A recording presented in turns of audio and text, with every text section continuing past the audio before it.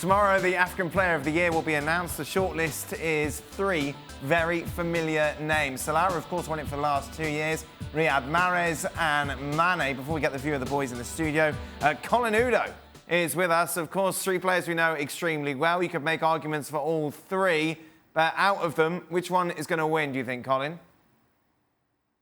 Yeah, well, obviously Sadio Mane. Like you said, we could make arguments for each of them, but there is some certainty regarding who's going to win it. And that's the reason for that is because Sadio Mane is the only one of the 3 who's in Egypt at the moment, so it's all but a done deal. Right, that's good. We've got 5 minutes for this segment, Colin. It could be tough now. Colin, are you surprised? That settles it. Are you surprised how much he's kicked on over the last 12 months and eclipsed Mohamed Salah? Oh, well, not surprised.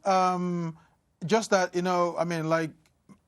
I think it was kind of expected. I mean, Mane is a huge talent. Unfortunately, 2 years ago at the AFCON, he couldn't quite drag Senegal as much as he could. But you look at how he's improved year on year from his time at Southampton all the way to Liverpool. And it's clear that, he's a really, really great football talent. And he's put a lot of work into his game. And it's showing. And I'm sure, of course, the work that Jurgen Klopp is doing with his team has also rubbed off on him. But he's got a great work ethic. He's a fantastic football player. He's also a great, great human being. So, yeah, not surprised. I'm just happy for him.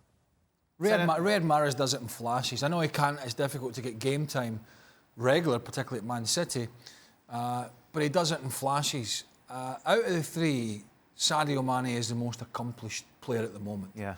And it goes back to a question I think somebody asked us on Extra Time here in this show a few months ago to Stevie and I was, who would you have out of Mane and Mo Salah? And we both said at the time, Sadio Mane. And then Salah went on a bit of a run scoring some goals, but not playing particularly well. But I think Mane, if you're talking about, if you're a defender, whilst they've all got skills, which one's causing you the most problems at the moment? And for me, it's Sadio Mane's his movement and how he understands the game. It's his all-round contribution. It's very difficult when you've got 3 incredibly good players. You could kind of nitpick to figure out what one should get it. Yeah. But the truth is, Mahrez hasn't always started. Salah, as far as his game, yes, he's scoring goals now, but his all-round game, as far as his possession and what he's doing for the team, as far as that's concerned, can be a lot better. I cannot think of one thing that Sadio Mane cannot do right now. Yeah. As far as his team play, as far as his goals, as far as his assists, as far as his movement to make holes for both Salah and Bobby Firmino. So, as far as an all-round player, Mane absolutely has to win this. Colin, do you think he can keep this consistency up? Definitely. Look, I totally agree with that. He's done just about everything except keep goal. And he looks like he can keep doing it, season after season. I'm definitely certain that over the next 2 or 3 seasons, we'll keep seeing Mane getting better and better. His game is so well-rounded. He just seems to know where to be, knows what to do at any point in time. And players who play around him, he makes everyone look even better than they are. Craig mentioned it, Colin. We do see Riyad Mahrez, don't we, in flashes. Is there some disappointment, though, from fans of him that we don't see more of the Mahrez that maybe helped Leicester get the title?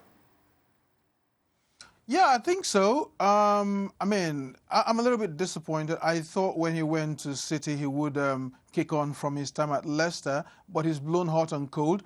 He's been there sometimes, not been there other times. Same thing he's done with Algeria. Sometimes he's there, sometimes he just fades away from games. I think he's the kind of stop-start player, the kind who can give you something spectacular one moment and then, fade into mediocrity the next moment. He's got skills, he's got the talent, no doubt about it. But just a matter of keeping it, on a consistent basis, producing on a consistent basis. I don't think you're going to get that from Mahrez anytime soon, even up until the end of his career. I think he's just going to be that player who you never know what to expect from. You never know which one is going to show up on the day. How do you assess that, like from a coach's point of view? Like when you know that he's going to be good or bad, it's just complete lottery. You've just got to try and smell when you think he's going to be in form. And what does it smell like? Shepherd's pie. Shepherd's pie. It's your That's when he instinct. knows. It's like every job, you have an instinct for it. Right. And as a coach, Yeah. you have to have an instinct about a player Yeah. when you think he's going to be at his best and when he just may be off colour.